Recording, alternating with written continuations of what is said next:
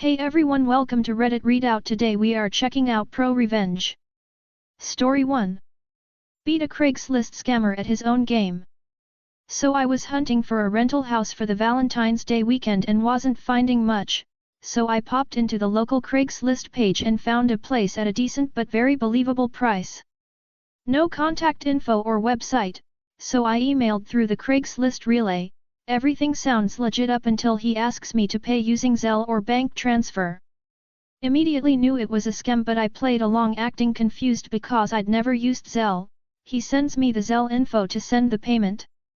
At this point I reverse image search the cabin and find the actual property owner info and call them. He confirmed that he has had this scam happen before, and angry people show up expecting a rental that is already legitimately reserved and demanding a refund. I give him the links and info to the fake Craigslist posting so he can report it. So now I have confirmed that this is 100% a scam, so I decide to have a go at this guy and see how far I can get. After a few more confused sounding email regarding how to get the money to him over Zelle, I send him the request, but instead of paying him I send it as a request for payment. I send a few more messages saying it is not going through, and then I get a notification saying a payment has been received. Sure enough, he approved my payment request and sent me the money he was trying to get me to send him. So I had over $400 sitting in my Zelle account from a guy in Nigeria who was trying to scam me out of my romantic weekend. Story 2. I ruined a man's life. This happened about 4 years ago, but I recently found out how part of my revenge plan panned out, which is what prompted me to post this. I have never shared this with anyone before. TLDR at the bottom. Background. My mom has been best friends with Eileen, not her real name, since they were both kids, and Eileen has kind of been like an aunt to me. About 5 years ago, Eileen's husband of more than 25 years surprised her by asking for a divorce. Eileen lived about 6 HRS away from my mom at the time, and I lived out of state, so I didn't find out how everything went down until a few months after their divorce was finalized. Unfortunately, Eileen's life kind of spiraled out of control after the separation/divorce. She developed depression and a drinking problem. But my mom and some other childhood friends were able to convince her to move back to her hometown, and then they convinced her to go to rehab. I moved back home shortly before Eileen went to rehab, and because my school/work schedule was pretty flexible, I was able to house sit and take care of some stuff while she was in rehab. The first time I visited her in rehab, I got the whole divorce story, and it was bad. Eileen's ex, Jeff, also not his real name, hadn't talked to Eileen about any problems prior to asking for a divorce, so she just assumed he fell out of love with her. But I was immediately skeptical about the things Eileen told me. First, Jeff, who was an executive at a pharmaceutical company earning mid-six figures, was fired from his job a year before they split up and decided to take a break before looking for another job. It was weird to me that Jeff decided to take a break from work because he'd always been such a workaholic. Eileen hasn't worked in years because of a disability, but she has some property and a trust her parents left her that lets her live a comfortable life without working. Jeff and Eileen lived off money from the trust while he was unemployed. Then, after Jeff said he wanted a divorce, he refused to go to couples therapy or talk about why he wanted the divorce. The only thing he would say was that they had grown apart and that he was sick of being with a woman like Eileen. He said Eileen's mother was right about her. Eileen's mother was a classic narcissist, and she bullied Eileen horribly about her attractiveness, weight, intelligence, etc., which caused a lot of psychological problems that Jeff knows about. Finally, right after the divorce was finalized, Jeff moved out of state, but to a state he didn't have any family or connections in. Jeff's parents are still alive and in their 80s/90s, and Jeff is pretty close to them, so it didn't make any sense to me why Jeff wouldn't move to be closer to them if he wanted to move after the divorce. I didn't say anything to Eileen because I didn't want to upset her, but I thought Jeff might have been having an affair, had orchestrated his unemployment to avoid paying alimony, and then moved out of state to be with his mistress. I just didn't have a way to confirm it at the time. The investigation. Then Eileen asked me to look for a box of Jeff's stuff he had asked her hold for him until he moved into his new apartment. She told me all the info on the box, contents, and his new address was in an email he sent her, and she gave me the password to her computer so I could access the email. This is where I lucked out. It turns out Jeff had used her computer and set up his email on the computer. I accidentally clicked on the app for his email when I was searching for Eileen's email. I decided to take a peek at his email. The first thing I noticed was that he had mostly stopped using that email address 3 years before, which was about 1 year before he was fired. In a folder for digital receipts I found a confirmation email for a dating site, either POF or Match, I can't remember which I think he saved there accidentally. I also found a verification email for a new email address. I started to put together a speculative timeline of what happened. I guessed that about 3 years before, Jeff started an affair and shortly after, he decided to got a new email address to help keep the affair secret. I wanted to access his dating profile to get more information, so I tried to use the forgot password feature to see if I could generate an email that would allow me to reset the password and log in that way. Unfortunately, the dating site didn't recognize Jeff's old email address. I thought I might be able to get into Jeff's new email using his old email to reset the password, and then, maybe, I could use the new email to get into the dating website. But I didn't want to risk locking Jeff out of his new email and alerting him until I knew more about what he'd done.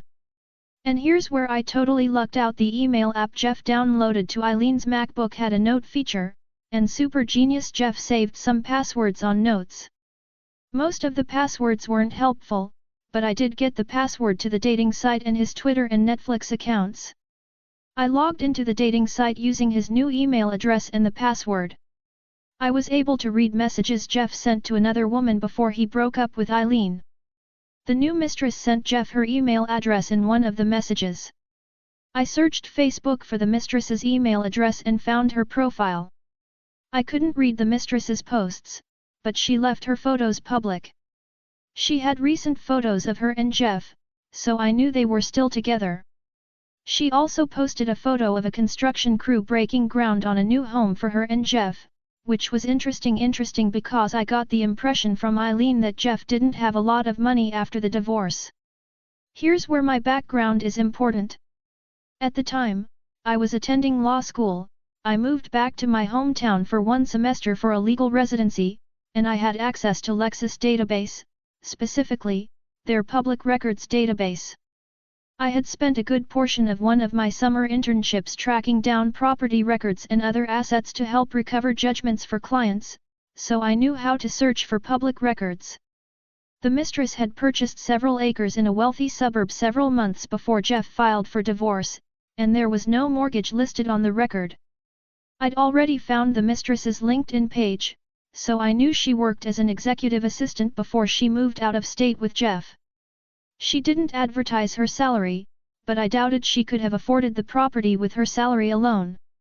It's possible she had money outside her salary, but I suspected Jeff gave her money to purchase the land before he filed for divorce. I also found an updated record in Lexis showing Jeff and the mistress as joint owners of the property. I called the county recorder office to confirm ownership of the property, dates, etc. The mistress had filed a quitclaim just 5 weeks after Jeff's divorce was finalized. I was still hesitant to try to log into Jeff's new email, so I decided to check his old email again to see if there was anything else I should investigate before moving to the new email. I didn't find anything, but I noticed that several passwords in his notes were the same. I decided to try to log into his new email using the same password he used for the dating site. I figured the 2 accounts were created around the same time, so if he had recycled a password, that was the most likely candidate. It worked. His new email was a gold mine. Because this story is already getting ridiculously long, I'll list some of the relevant stuff I found. Jeff hadn't been fired from his old job. He quit and lied to Eileen. I found an email from his admin asking where to have payroll send his last check and details about a goodbye party for him. Some emails between Jeff and a boat repair person mentioning a leak somewhere on one side of the sailboat near the engine compartment. The repair guy couldn't find the source of the leak, but he talked about current and future problems with mold and the engine on that side. Emails between Jeff and a boat broker, which included the email address of buyers farther down in the string. An emailed report from the boat inspector which didn't include the leak or any mold damage or potential damage to the engine. Emails between Jeff and his contractor about changes made to the new house's sunroom, something about a 3-season sunroom vs a 4-season sunroom and the construction needing to be modified to deal with the weight of snow. Emails between Jeff and the mistress.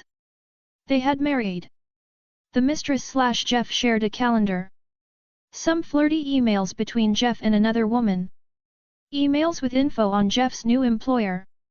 I downloaded all the important emails and their attachments and started thinking about a revenge plan. Revenge. To my mind, everything was fair game. He lied about being fired, so I wanted him fired from his new job. I suspected he hid his money before his separation from Eileen to help pay for his new house, so I wanted him to lose his house.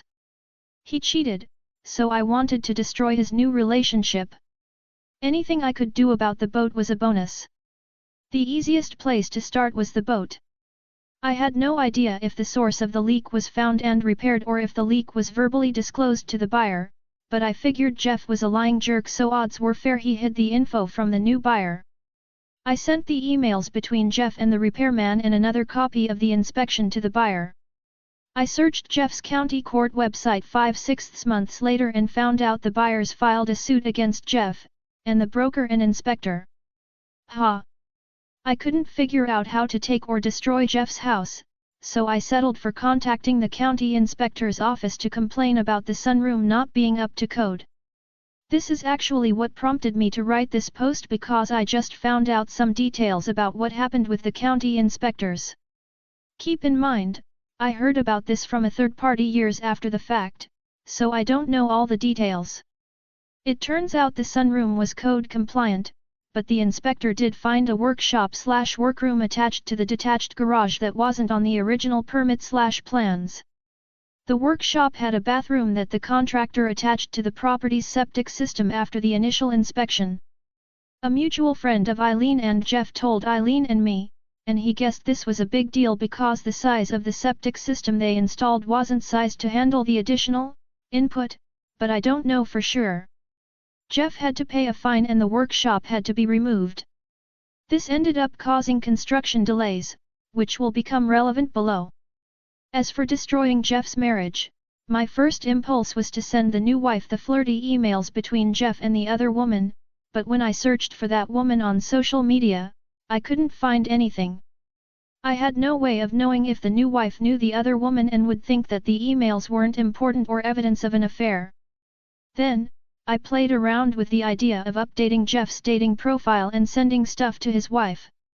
But it would take too long to manufacture a fake relationship with real dates and times, and I was worried that Jeff might get an email alert from the dating site that would clue him in. I ended up just risking that the new wife wouldn't know the other woman. I pretended to be someone concerned about an affair between Jeff and the new woman.